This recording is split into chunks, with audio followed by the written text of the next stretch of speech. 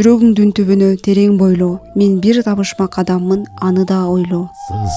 Сокмолу да сокмосу жок жерде өстүм. Миң менен жалгыз кармаштым, күнөө койбо. Мен таң калам. Мен таң калам. Мына келе жатабыз. Ээн тала. Казактын чексиз кең таласы. Ошол казактын кең таласында шаарда жок, эч нерсе жок. Анан кантип улуу даанышман жаралды? Ал кантип төрөлдү? Мына ушул Семейдин, ушул Караоолдун, Жидебайдын, ушул аймактын топурагынан жаралган. Топурагы.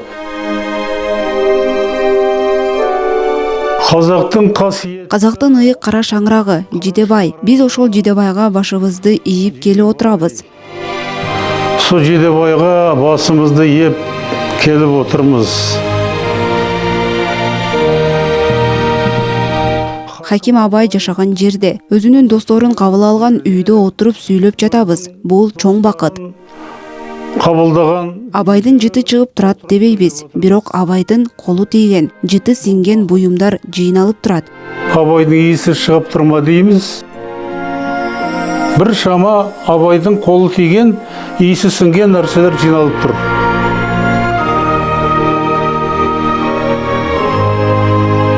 Ошол Абайдын жытын жыттап кетүү биз үчүн чоң аброй. Мен Абайды өзүмө устатым деп билем, эгер Абай уруксат берсе. Санайм, эгер Абай уруксат этсе.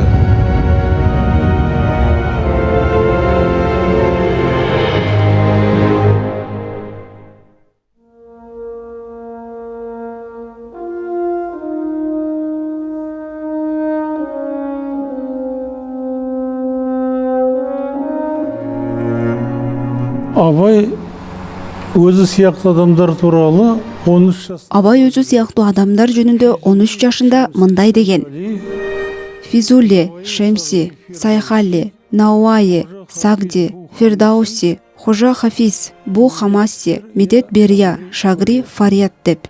Сонда 13 жашында 13 жашында эле ушундай 7 акынды атап, буларга теңдеш жок деген. булардын Жалпысынан жашоодо теңдеши жок акындар болот. жалпы өмүрдө Андан соң ушул адамдардын өзүнө үлгү туткан. енді осыларды өзіне Булар салыштырууга келбеген асыл адамдар деген. салыстырып. Мунун баарын Абай 13 жашында айткан. Буну айтканда Абай 13. Демек 13 жашында эле өзүнүн келечегин аныктап алган инсан. Бул осындай өзүнүн болашак багдарламасын аныктап алган адам. Ата, өтүгүң менен суу кечкендеги максатың эмне эле? Мұратың не?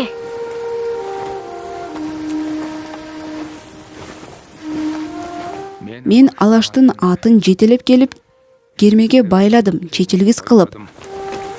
Шешілместей етіп.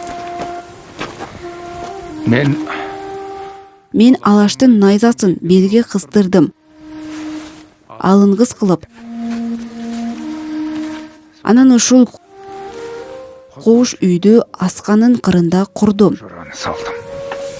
Эмне үчүн, ата? Эмне үчүн асканын четинде? О балам. Бул сенин мындан ары чечүүчү табышмагың. Ендігі шешетін жұмбағың.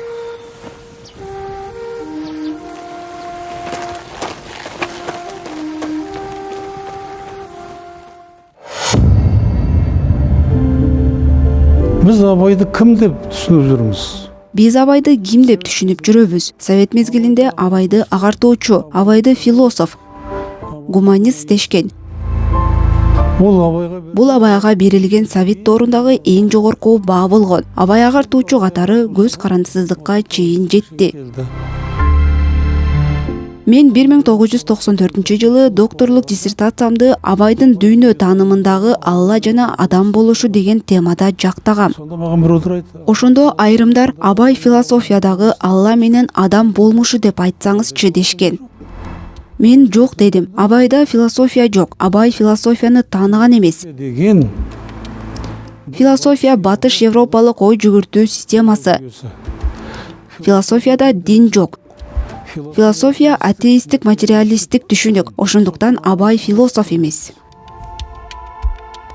Абай эң биринчи акын, ойчул, абдан терең ой жүгүрткөн даанышман. Керемет ойшыл, улама.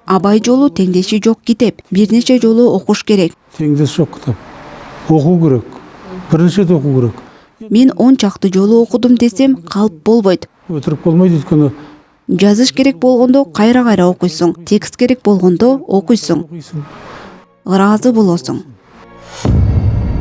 Қандай қадірлісі. Кандай кымбат эле элдин абайы. Анын тили менен зар какшаган, муңдуу энелер ыйлаган. Анын сөзү менен акылман ата ойчул жаран ой тарткан. Оның үнімен өрісі бар. Анын үнү менен үмүтү бар жаш муун жамандыктан жиринип, жакшы күндү эңсеген. Сүйгенін таратып ет. Ошондуктан Абай бүгүн өлгөн жок. Жоқ бүгін. Мен Абайга бекем келүүмдүн себеби социализмден жийиркене баштаган учурдан башталды. Атам социализмди жек көрчү, чоң атам да жек көрчү.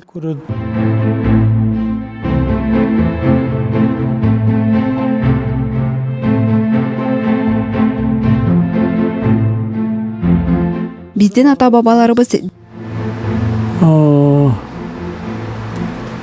дин жолунда жүргөн адамдар болгон.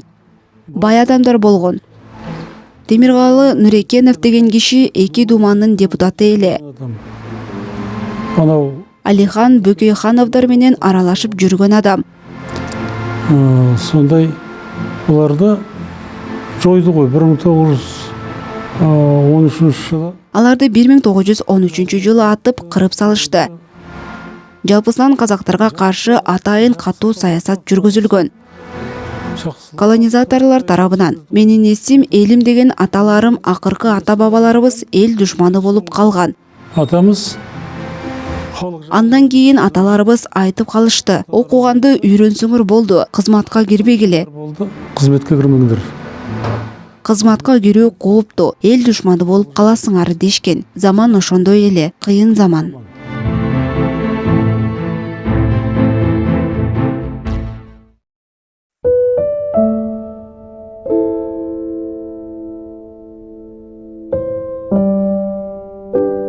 Асыл сөздерді біздің ортада Биздин чөйрөдө асыл сөздөр көп айтылуучу, айрыкча динге байланышкан асыл сөздөр. Ошол сөздөр мени ойлонтчу. Бул кандай сөздөр, кимдер айткан, эмне үчүн айткан деп. 13-14 жашыман баштап ушул суроолор катуу ойго сала баштады. ойлана бастадым. Анан атамдан сурайм. Атам айтат, атаң бар. Атаңа бар. Ошондо эсим атам айтты. Сөздің мәнін білдіңдер.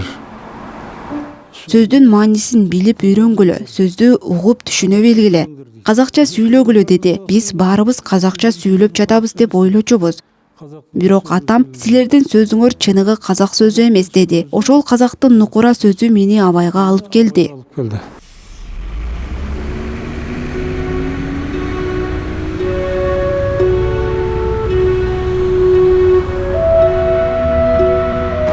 Мен Семей педагогикалык институтуна окууга кирдим. Семей мен үчүн устат шаар болду. Семейдин тарыхы, Семейде жашаган адамдар, Семей тууралуу сөздөр мага абдан таасир этти. Семей ұстаз болды. Андан кийин Семейде жашаган Кайым Мухаммедханов деген профессор бар эле. Профессор болды. Ал киши чечүүчү таасир тийгизди. Айрыкча Абай таануу жаатында. Абай тануға.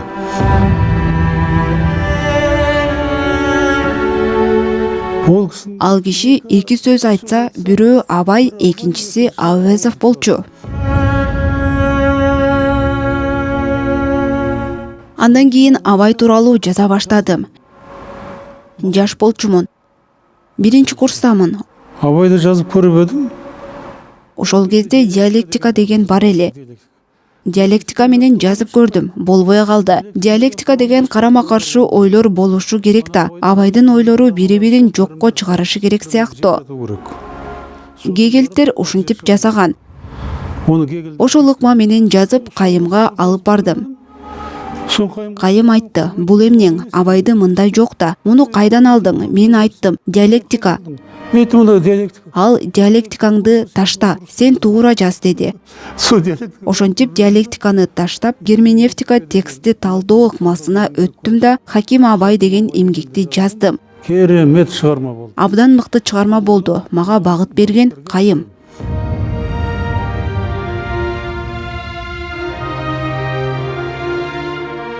Кайым түрмөдө отурган кезде Москвадан, Ленинградтан келген профессорлар сабак бериптир. Кайым айтчу, мага мындай деп үйрөткөн: ыр талдаганда бир ырды талда, бир сөзүн талда, же бир сабын талда. Мына ушул чыныгы талдоо деп. Бул сөз эсимде калып калды. Ошондон кийин Абайды талдаганда бир гана сөзүн талдадым. Жакшы, бир сабын талдадым, эң сонун. Ошентип мен Абайга кирдим. Анан Абайдан чыккы сабалга жеттим.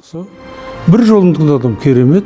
Абайға содан ендім, енді Абайдан шықпайтындай жағдайға қалдым.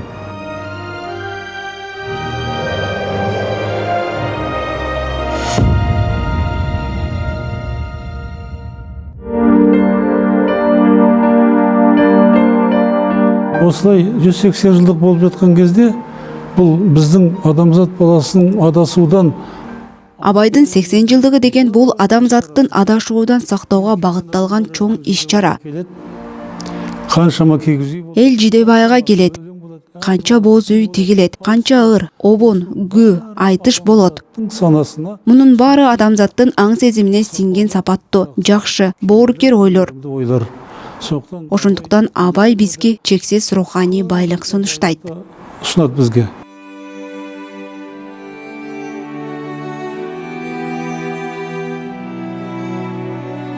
Елу жылға жуық Абайды зерттеген адам. Бул киши Абайды дээрлик 50 жыл изилдеген адам. 2 жыл мурун Гулама Наме деген трилогиясы үчүн мамлекеттик сыйлыктын лауреаты болду. Гулама Наме 3 бөлүктөн турган. Биринчиси Хаким Абай, экинчиси Данышман Шакарим, үчүнчүсү Кемеңгер Мухтар. Үшіншісі Кемеңгер Мухтар.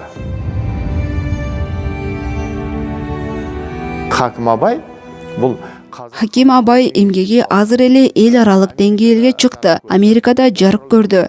Гарифолланын Хаким Абай аттуу эмгеги кылымдарга кала турган эмгек. еңбек. Ана жолы бір жерде Бир жолу карап калдым. Индияда Хаким Абай сатылып, 2 профессор жогору баа бериптир. профессор жақсы деп белгі беріпті. Сонда мен бір нәрсеге таң қалдым. Қалай хакім Ошондо мен таң калдым. Кантип Абайды мусулман ойчул Американын адамдары чыгарып жатат деп. адамдары шығарып жатыр. Сонда Анан ойлондум, аларды эмне кызыктырды? Кызыктырганы Абайдын ой жүгүртүү системасы. жүйесі. Абай бренд.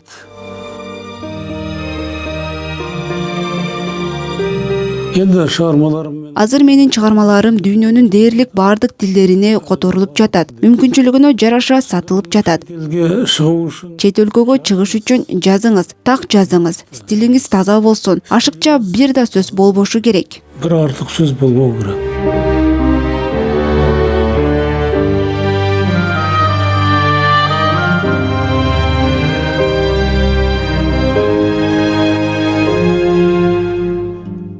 Маған осы Абаймен шұғылданғаннан бері бір құрмет пайда болды. Мен Абай менен алектене баштагандан бери элден бир өзгөчө урмат пайда болду. Сол құрметті Кийин ойлонуп көрсөм, ал урмат Абайдан келген экен.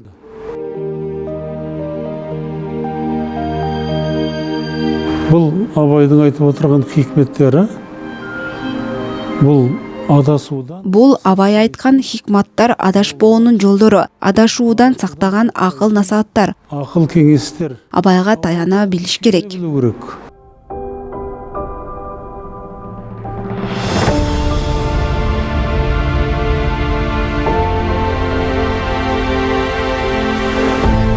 Адамдын бир милдети болуш керек. Өтүп кеткен тарыхтын алдында милдетте болуш керек. Мисалы Абайга кандай кызмат кылсак, Мухтарга да ошондой кызмат кылышыбыз керек. Биз Газизага эстелик кайсы жылы койдук? Біз Ғазизаға қай жылы қойдық ескерткішті? 13-тө койдук. 2013 жылга чейин бул киши белгисиз бойдон жатыптыр. Белгісіз болып. Айрымдар келип ызы чуу салып жүргөнү ошондон экен. Мага маркум Мухтар Ауезовдон Коргоосуздун күнү чыгармасынын башкы каарманы Газизанын мүрзөсүнө алып барышсын дедим. Жигиттер мүрзө жок дешти. Ошондо ал киши Уятсыз экенсиңер. Кандайча Мухтар Омархан уулу казактын кызы тууралуу коргоосуздун күнү деп жазып койгонда, эми ошол кыздын башына бир таш коя албайсыңарбы деп айтып кеткен экен. Сөз айтып кетті. Содан кейін мен ойладым, бұл қалай енді? Ғазизаның басын көтерейік. Ошондон кийин мен ойлондум, бул кандай иш болду экен? Газизанын башын көтөрөлү дедик. Ошентип мындай кылдык. Бул менин автордук ишим. Газиза деп жаздык. Ару ғой. Мүрзөдө атасы жатат, агасы жатат. Газиза таза адам, аруу жан, аруу кыз. Ал зулумдуктун курмандыгы болду. Казак кызы кор болбосун. Казак кызын коргону Мухтар Ауезов баштаган. Ошол салт улантылышы керек. Газизанын башын көтөргөндө атам мага телефон чалды. Балам, жумушчуларыңды алып кел. Бул жерде бир көрүстөндү тосуш керек деди. Кошукбайга келдик. Осында бір қорымды қоршау керек деді. Күшікбайға келдік.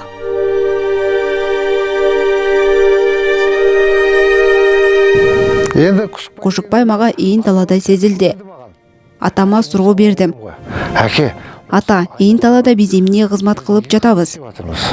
Ошондо ал отургузуп коюп айтты. Мухтар Ауезовдун коргоосуздун күнү чыгармасы кыздын тагдыры. Ошол доорго кыздардын тагдырын сүрөттөгөн чыгарма.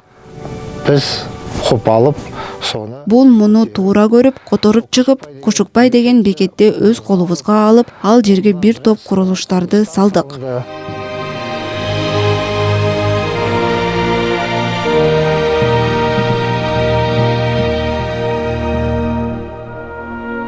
жылдары кеңес дәуірі құлап, 90-жылдары Совет доору кулап, көз карандысыздык келген баш аламан мезгилде илимдин көп тармактарында адашу, кризис пайда болду.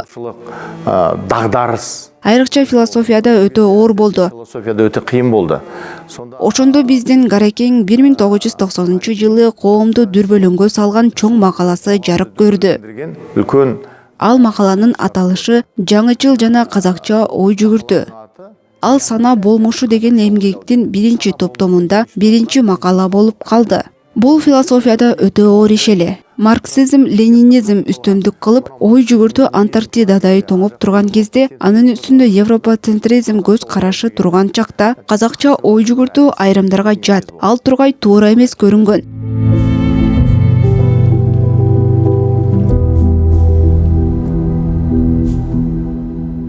әлі есімде.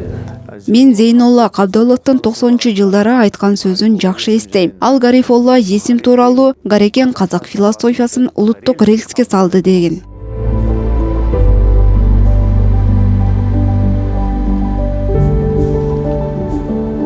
Ол кісі 90-жылдары Биз аны 90-жылдары философиялык ой жүгүртүүгө тынчтык бербеген ойчул деп билебиз.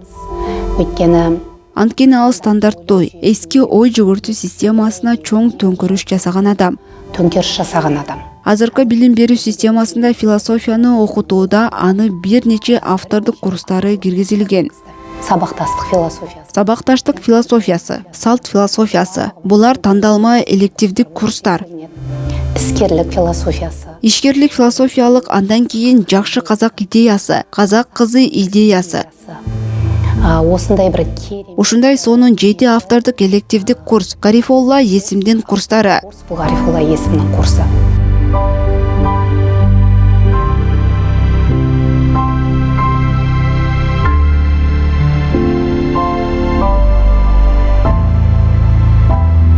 Абай айтат: дүйнөдө өзү, малда өзү, илимге көңүл бурсаң, Содан кейін эгер адам илимге көңүл бурса, ал кандай адам? Ал жакшы адам. адам Ошондо жакшы адам деген идея мага келди. Мысалы, Мисалы, Ыбырай жакшы казак. Мисалы, Шокан жакшы казак. мысалы, Ахмет Бейтурсунов жакшы казак. Демек, жакшы деген бул даража. Жакшы казак болуу бул даража.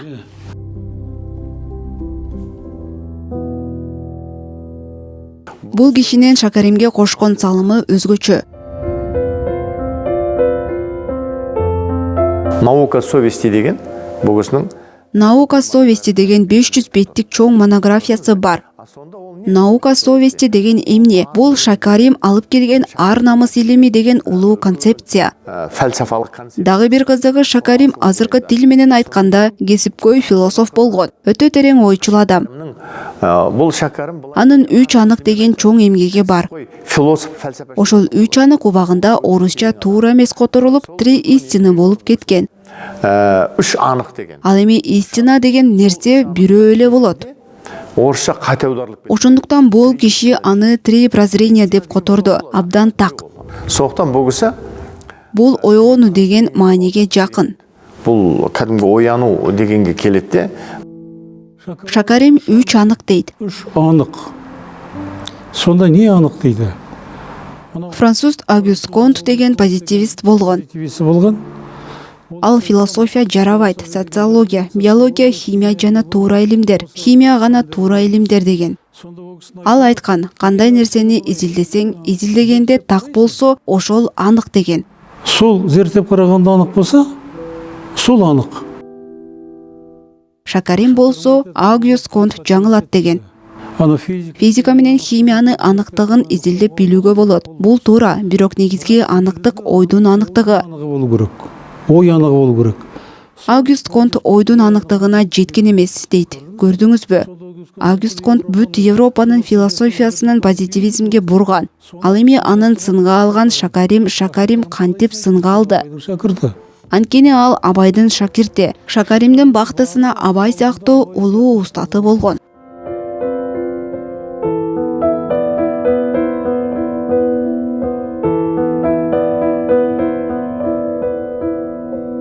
Бұл кісінің жар жағасы деген әңгімесін көп оқыдым.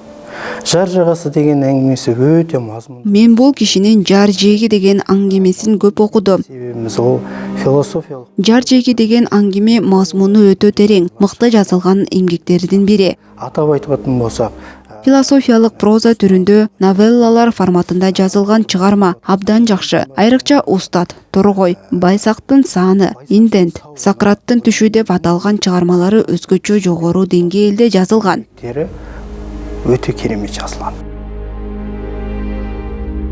Сократ енді грек философы, бірақ негізгі идея қайда? Сократтын Түшү деп айтылгандагы Сократ грек философу да. Негизги идея кайда жатат? Сақтардан шыққан. Сократтын Түшүн баяндоо, анын философиясын ачуу аркылуу Сократтын чыккан сак философу Анхарисус тууралуу айтат. Сонымен диалог жасайды. Ошону менен диалог түзөт. Сактын дарыгери жөнүндө да сөз болот. Мунун баары Сократтын Түшүндө бири-бири менен Абай айтмакчы жуп жумуру болуп берилген. Жұп жұмыр. Ол кісі ұзақ Ал киши узун жазбайт, кыска ойду өтө мыкты ыкма менен жеткиргенди билет. тәсілмен қолданады. Бұл кісінің драматург. Бул кишинин драматургияда да чоң эмгеги бар. Ал чыгармачыл улуттук театрда коюлган. Сонда бір жағынан қарасақ, Мен Гаракеңдин масштабдуу энциклопедиялык масштаб деп айтар элем. Қайда, жайлау қайда, ауыл қайда, тауларым сол аяғы тауымдаймын. Үйіргесі шалғынып, үрге қашқан, егептен мақтарым табылмаймын. Статья жасады, өзінің эссе жасады, романдар жасады.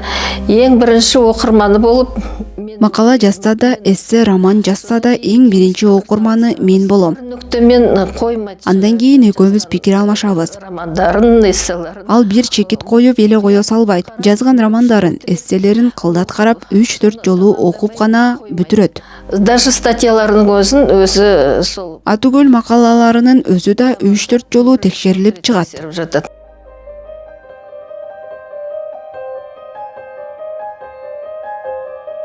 Гарифолла есім менің Гарифолла есим менин курдашым. Гафекеңди оку, анын чыгармалары менен жоң гана таанышып коюу мүмкүн эмес. Ага да даярдык керек. Абайга кандай даярдык менен келсең, бүгүнкү күндө Гафикеңдин чыгармаларын окуу, толук өздөштүрүү үчүн да ошондой даярдык керек.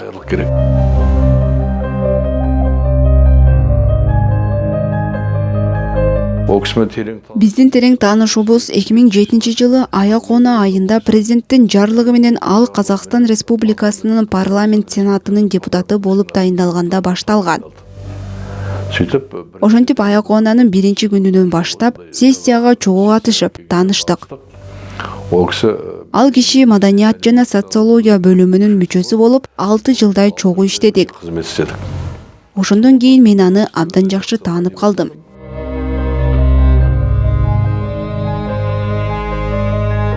Бұл кісі үлкен сенатор болды ғой. Сол кезде Ал киши ири сенатор болду. Ошол мезгилде саясий философияга өзгөчө көңүл бурулуп, сенатор Гарифолла Есим деген 5 томдук эмгеги жарык көрдү. талданған процесске Ар бир жылдагы саясий процесстерге ойчул катары катышып, ошол жандуу процесстердин баары китепке киргизилген. жазды.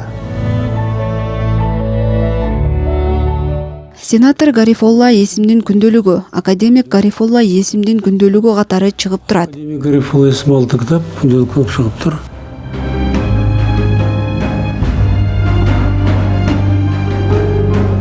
Мен мындай күндөлүктөрдү жазам. Мысалы, Бұқар жыраудың Бугар айтышка байланыштуу кайсы бир жыйынтыгы барып баяндама жасадым. Ошол баяндамамды жазып коюп, мындай сөз сүйлөдүм деп белгилеп коем. сөйледім деп. Яғни мен сол Ошол учурда Абай тууралуу кандай ой келгенин жазып коем. Ойду жазам, ойго салган нерселерди жазам. ойды жазам. Ойландыратын нәрсені жазам. Ал енді адамның бір сәт кемшілігіне, бір сәт несіне, Адамдын бир ирмемдик кемчилигин бир жолу жаңылып кеткенин жазып коюу бул күндөлүк эмес. сонда мен неден қашам? Пендешіліктен қашам. Анда мен эмнеден качам? Пенделиктен качам. Пенделиктен кагазга түшүрү, бирөөнүн пенделигин жазып калтыруу туурабы? Абай айтат, өзүмдө бар менен көзгө уруп, артылам деби өзгөдөн. Муң деген китепте Лев Николаевич Толстойдун бардык күндөлүктөрү окуп чыгып, талдап жаздым. Сонда Ошондо Лев Николаевич Толстой бир жерде де пенделикке толук кирип кетпегенин көрдүм. ол кетіп қалмайды. Улуу адам ал күндөлүктөрдө да улуу бойдон калган. Міне сондай дневниктер керек. Мына ушундай күндөлүктөр керек. Мен да ойлойм, менде ошондой күндөлүктөр калат деп. Анткени пенделикке барбоого аракет кылдым. Байкабай колум жаңылып кетсе, кечирим сурайм.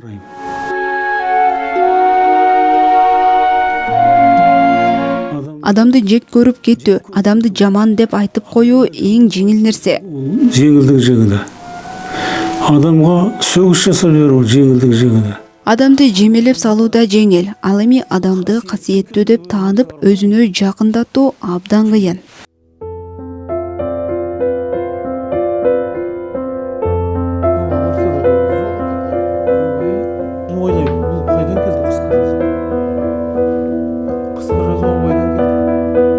Ғалым адам болғаннан кейін Окумуштуу адам болгондон кийин университеттерге барабыз, лекция окуйбуз. берет. Анда бизге наам беришет. Университеттин илимий кеңешинин чечими менен ардактуу профессор кылып шайлайбыз дешет. Сайлаймыз деп. Сондай 16 Азыр мен 16 жогорку окуу жайдын ардактуу профессоруман. Кагаздар бар. Убакыт болбогондо ошол жактарга барып лекция окуп турам. лекция оқып қоямын. Албетте менин да шакирттерим бар. Доктор PhD деген Азыр доктор PhD деген башталган го. Ошол доктор PhDден 13 шакиртим коргоду. Гарифолла Есим өзімнің тікелей Гарифолла Есим менин түздөн-түз устатым. жүрген шәкірт 30 жылдан бери анын жанында жүргөн шакирти болуп эсептелем. әкелік ағалық Ал кишини жөн гана устат катары эмес, аталык агалык жолду карманган окумуштуу катары абдан катуу сыйлайм. бұға дейін де Философия кафедрасында буга чейин да Алматы шаарында иштеген. Ал жакта да, бул жакта да чоң илимий мектепти калыптандыра алды.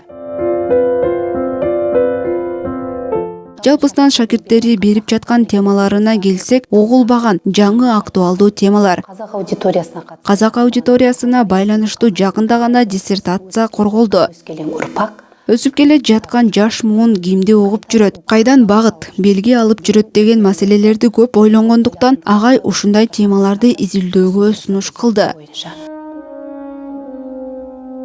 Агайдын бір өтө үлкен ерекшелиги деп айтуумуз. Агайдын эң чоң өзгөчөлүгү деп айтууга болот. Ал кишинин артынан шакиртти ээрчитип билиши, шакиртти тарбиялай алышы. Гарифолла Мен Гарифолла агай менен 2003-жылдан бери таанышмын. Ага себеп менин атам. Атам ертис ал кишинин шакирти. Ошол киши мени жетелеп Гарифолла агага алып келген. Гарифолла 20 жылдан ашык убакыттан бери анын шакирти болуп келе жатам. сокусуна шакирт болуп келет. Ушул жагынан алганда мен өзүмдү анын небере шакиртимин деп айта алам.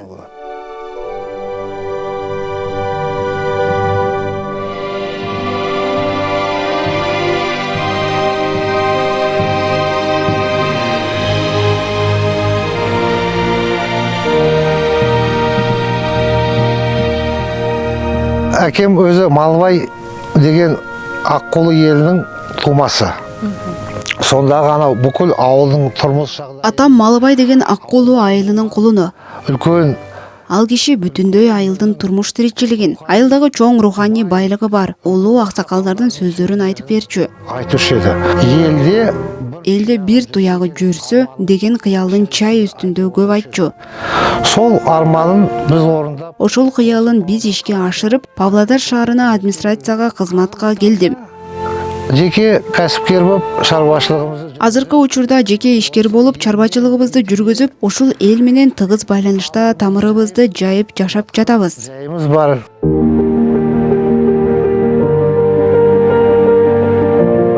Гарифолла бул жердин кулуну болгондуктан районго тез-тез келип турчу. Ал кезде Гарифолла сенатор болчу. Ошол учурда ага ушул райондун борборуна абайга эстелик койсок деген ой келген. Ордун белгилеп ошол жерге чечтик. Мурда Лениндин эстелиги турган. 2011-жылы чечим кабыл алып, 2012-жылы башталган. Ошол эле жылы куруп бүтүштү.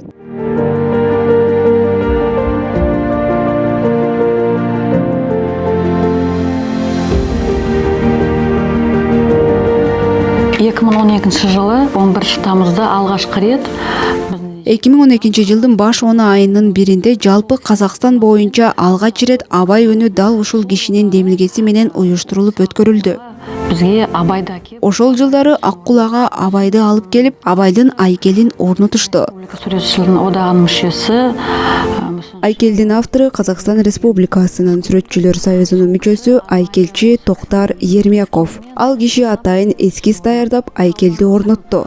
2018 жылы атауын 2018-жылы райондун атын өзгөртүүгө бул киши чоң эмгек сиңирди. ұсыныспен шыққанда Биздин райондун аксакалдары ушундай сунуш менен чыккан. Агай Астанадан колдоо көрсөтүп, бул ишке ашты.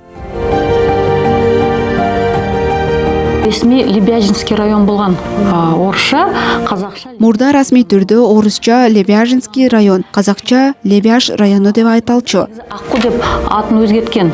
Айылыбыздын негизинен Акку деп 1992-жылдары өзгөрткөнбүз. Бирок райондун аты Лебяжинский бойдон кала берген.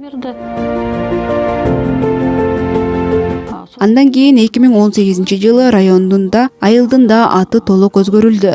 Ауылымыздан Бүгүнкү күндө Аккулу айылы Аккулу району деп аталат.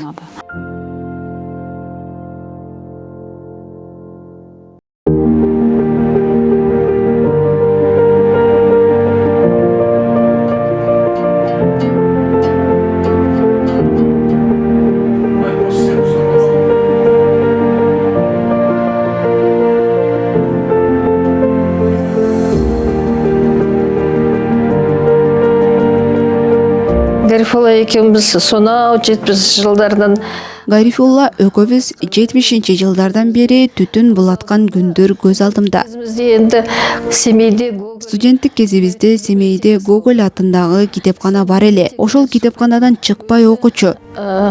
Абай стипендияты болды. Өзү Абай стипендияты болгон.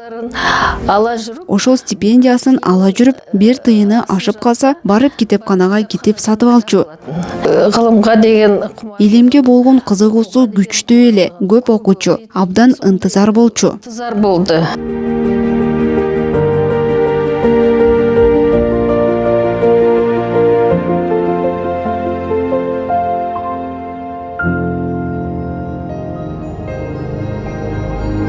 мен бір нәрсеге өте Мен бир нерсеге абдан ишенем. Казак элинин келечеги бийик. қазақ халқының болашағы үлкен. Казак элинин келечеги зор. Әлі Казак эли али далай бийиктиктерге жетет. Анткени Абай сыяктуу улуу ойчулары бар эл эч качан көчтүн аягында калбайт. соңынан қалмайды.